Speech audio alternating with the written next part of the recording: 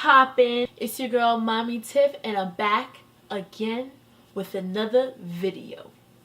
Y'all, this story time I'm about to tell you, it really just grinds my gears, and I just hit my hand on my laptop. So good. So good. Okay, so I need to give y'all the dirt. The filthy, brown, earthy dirt. So now that I'm graduated, I can tell these stories. Not that I'm going to expose anyone, because that's just not what my channel's about. If you subscribe to me, you should already know this.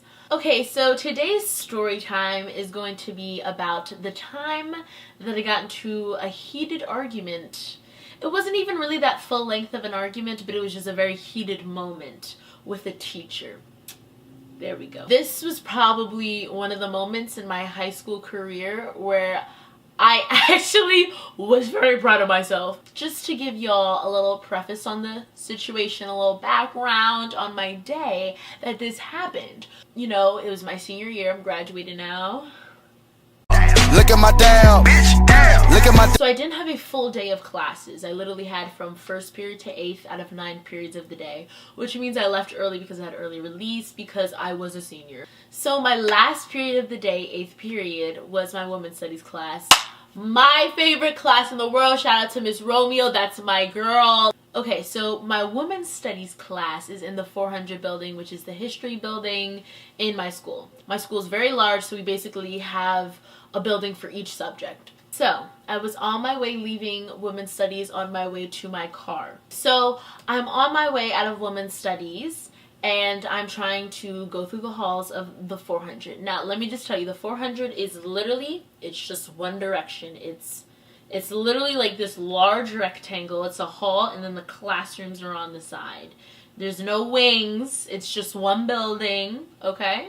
The hallways are a decent size. They are a decent size.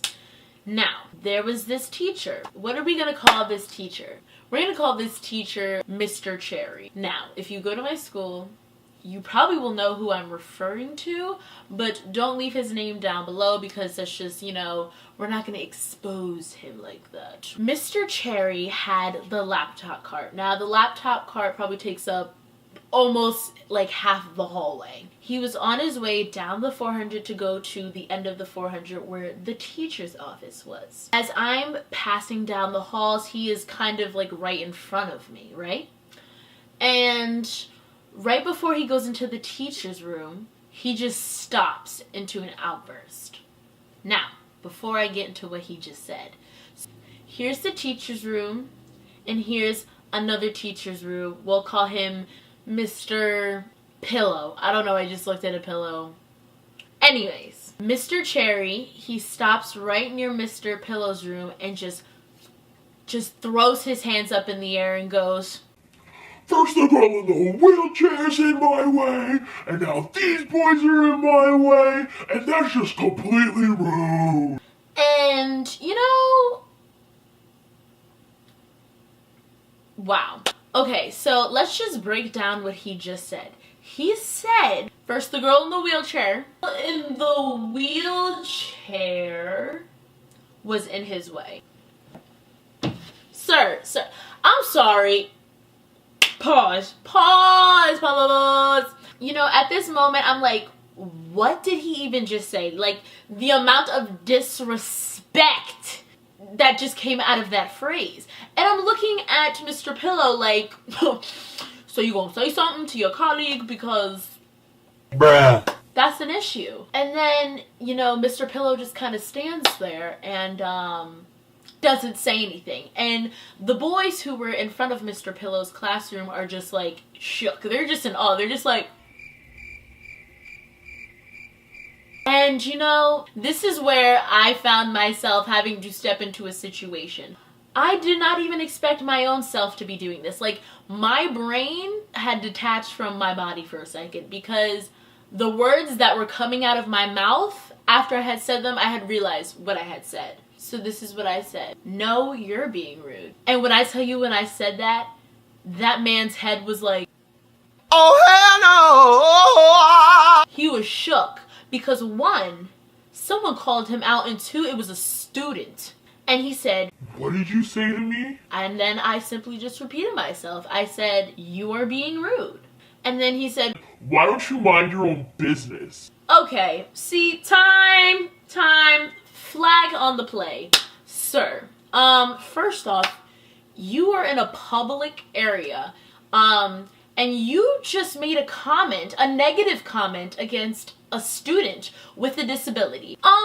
It's my time to step in. And since this other, adult in the vicinity did not say anything, I'm gonna say something, because why would I let some disrespect go on like that? I'm pretty sure that's not part of the school policy, sir. After he told me to mind my own business, I simply just responded, "That girl is in a wheelchair." And, at that point, I realized that he was not mature enough nor professional enough to understand what I just had said. Because then he continued to tell me to mind my own business. And I mean, not just tell me, he yelled it. And the man gets so red, like he is known to be red, hence his name Mr. Cherry, okay? He got so red from yelling at me to mind my own business repetitively until I left the building. Like, I literally left the building and he was still screaming. And it's crazy because by the time he had kept screaming, other people in the hall started to realize that Mr. Cherry was angered about something. They didn't know the situation, right? So after that had happened, I just felt very uneasy. I went home, told my mom the situation, and I felt really bad for that girl because she can't help her disability. And it really pissed me off. Like, it was stuck in my head throughout, like, the next week of classes. And you know what? I reported him. Normally I'm that type of person where I get over things the next day, but this was something that had bothered me so much that I couldn't just, let go. And so basically I went to go write a report to my grade principal, and my grade principal didn't even see me. He just sent me straight to the supervisor. So the history supervisor, she asked me, what happened, and I basically just told her the story that I told you guys. And she just sat there and was just like, bruh. And after she finally collected herself, she said, we don't tolerate that here and whatnot. And she told me she was proud of me for not being a bystander. And that's when I was like, I am the one, your son don't need a gun to get respect up on the street. I mean, I do what I can. So after I talked to the supervisor, she told me that she will be talking to Mr. Cherry and, basically just handling the situation with my grade principal. Now, a couple of weeks go by. I never really heard necessarily what happened to Mr. Cherry, but Mr. Cherry won't even look me in the eye when that man sees me in the hallway. He is silent when he walks past me. And when I tell you, like, this man will walk on the other side of the hallway when he sees me, honey, I got stained.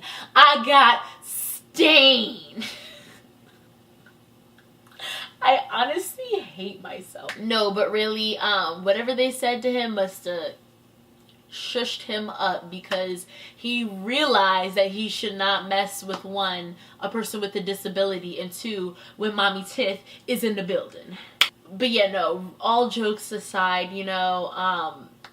I'm still shocked by this situation, and it still kind of pisses me off, but I feel a lot better that I went to go report a situation that could have never been heard, because that should never be tolerated in a school setting.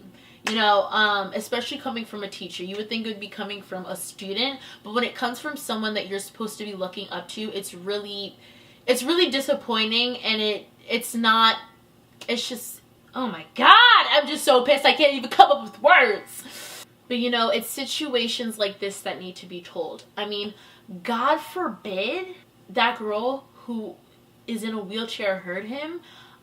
I don't even want to know what she felt like if she had heard what he had said, So, oh my god. But yes, you have finally reached the end of the video. Thank you guys so much for watching. And you know, as always, don't forget to like, comment, and subscribe. Bye guys.